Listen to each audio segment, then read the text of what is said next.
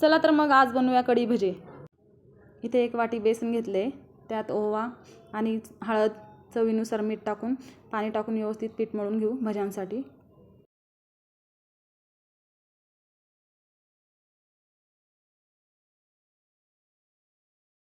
पाणी टाकून व्यवस्थित पीठ मळून घ्यायचे। त्याच्यानंतर बारीक चिरलेली कोथिंबीर टाकून पीठ व्यवस्थित मळायचे।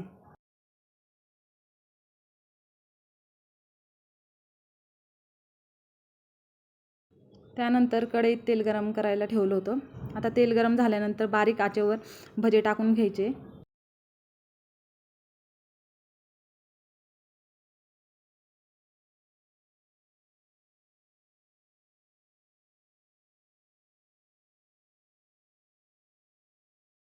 भजे बारीक गॅसवर तळून घ्यायचे, जेणेकरून ते आतमधून व्यवस्थित तळले जातील।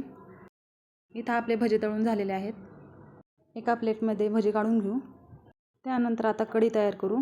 त्यासाठी मी मिक्सरच्या भांड्यामध्ये 1 वाटी दही टाकले, त्यामध्ये थोडंसं बेसन टाकून व्यवस्थित मिक्सर करून घेऊ। त्यानंतर त्यामध्ये पाणी टाकून व्यवस्थित हलवून घेऊ। आता कढईत तेल टाकून त्यात जिरे मोहरी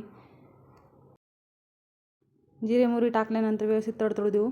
त्यानंतर बारीक चिरलेली हिरवी मिरची आणि कढीपत्ता टाकून व्यवस्थित परतून घेऊ। त्यानंतर आलं लसूणची पेस्ट टाकून घेऊ।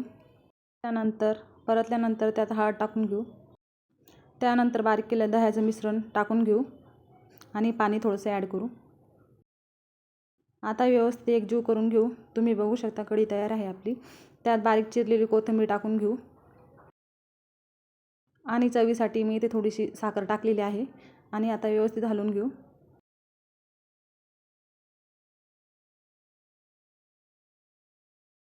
कढी बारीक गॅसवर उकळवायची आहे।